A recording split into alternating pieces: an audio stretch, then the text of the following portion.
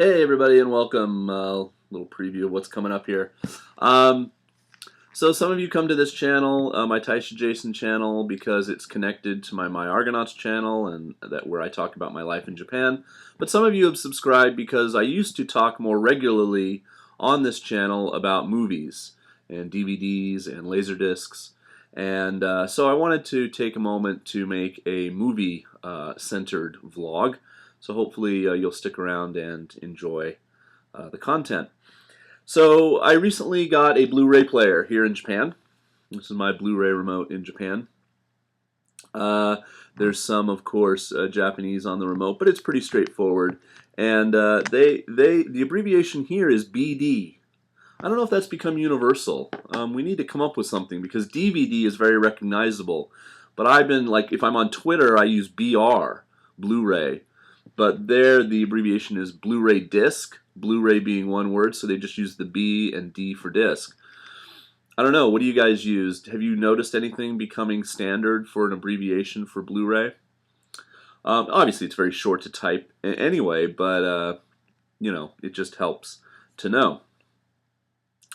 So I don't have many Blu-rays yet. I had a PS3, which is plays Blu-ray, as you know.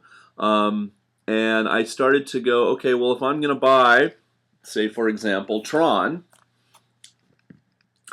on DVD, I might as well buy the Blu-ray because it comes with the DVD, and you know, start building up my collection.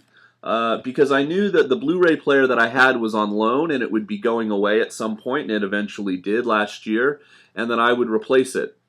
I thought about replacing it with another PlayStation from America, which would allow me to play DVDs from America on my television.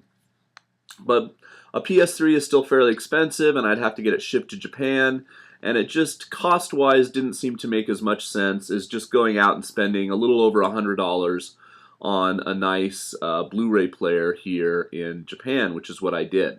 So, of course, Japan and North America share the same region on Blu-ray, so there's no problem. I can rent Blu-rays here at the video store because there's no Netflix in Japan, or, you know, buy stuff on Amazon and have it shipped and play them on my nice big TV here in Japan, no problem. And then eventually, of course, take these home to North America if I end up moving back sometime in the future.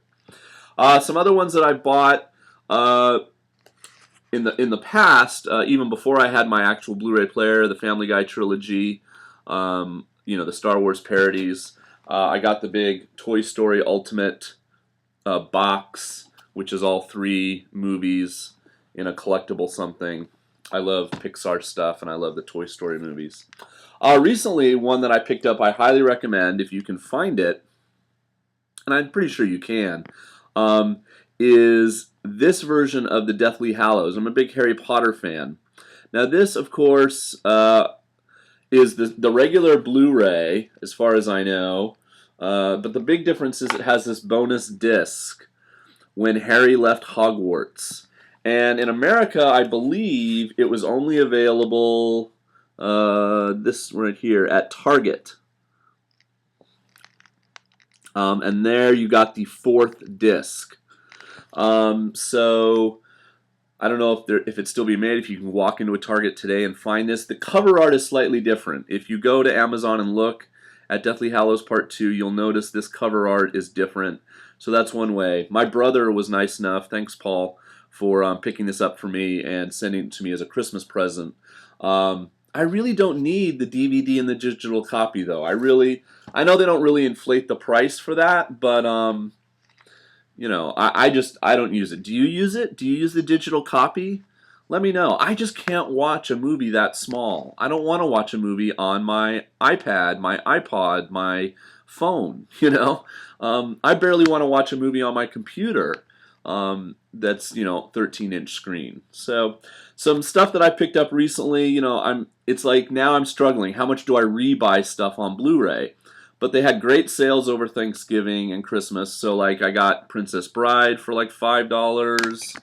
I got Logan's Run for like $5. This is another one that I bought, you know, back before I even had the player. I love comic books and I thought Kick-Ass was really a fun movie. Um, I'll probably just going to give the DVDs away to friends, to be honest, because I just don't think I'll ever use them. Scott Pilgrim, you know, like I said, I love comic books and stuff. I read this series. Great Blu-ray, lots of fun extras. Batman Under the Red Hood, Gomen. Really, really cool animated Batman. If you like Batman, I highly recommend checking this out. I want to get Year One. I haven't gotten that yet. Zombieland I picked up for cheap recently.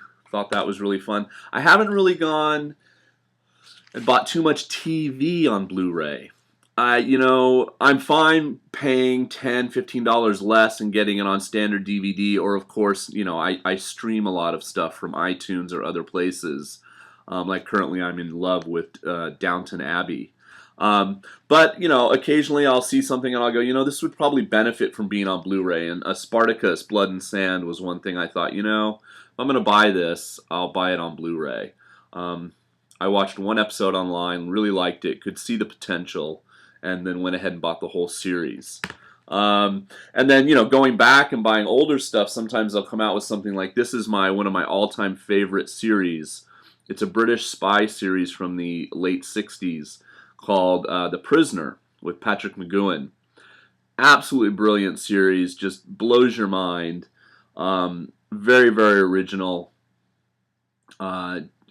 Immensely intelligent and well put together and well acted. And so all kinds of extras. And this is the entire series. There was only 13 episodes on multiple Blu-rays. How many are in here? 5 discs. So stuff like this still appeals to me. Okay, a few more because I want to keep this under 10 minutes. Gotta have Inception on Blu-ray. Come on, you know, it's the type of movie made for it. Picked up, this is the one I got, like the very first new one I got after I got my player. I really enjoyed this take on the X-Men. And of course, you know, being a comic book fan, you gotta have Dark Knight. Can't wait for the new movie. And this looks fantastic on my screen. So that's it. That's all the Blu-ray I have so far. I haven't really gone whole hog, but I did treat myself to, of course, the complete saga, the 9-disc. If you haven't seen this set yet, it's just fantastic the way they packaged it. Really thick. Look how thick that is. Pages with each disc for each of the 6 movies. And that one's missing because it's in my player. And just nicely designed. Of course, the one hazard sometimes you get when you buy things and you ship them from Amazon, who generally do a fantastic job shipping to Japan, is this one kind of got beat up there on the corner. Can you see that? So luckily, you know, the book inside got a little dented. I don't know if you can see that. But the discs, of course, are fine and stuff. Cosmetic stuff like that doesn't bother me so much. But yeah, if you're a Star Wars fan, you know, $90. But well worth it. There's just a treasure trove of extras. The discs all look fantastic, especially on a nice big flat screen. And I can't even tell you how many times I've owned Star Wars. If you count VHS, widescreen, Laserdisc, special editions, DVD, various box sets on laser, DVD. Yeah, it's insane how much money George Lucas has made off of just me. And now, of course, the Blu-rays. But I probably will be plunking down my money to go see, you know, the 3D Phantom Menace later this year. Anyway, so what kind of Blu-rays do you have? What are some of your favorite movies on Blu-ray? Just thought I'd show you my burgeoning collection. This is me getting started on Blu-ray, and I hope to keep buying over the course of this year and work that collection up. Okay, thanks for watching, guys. Peace. See you next time.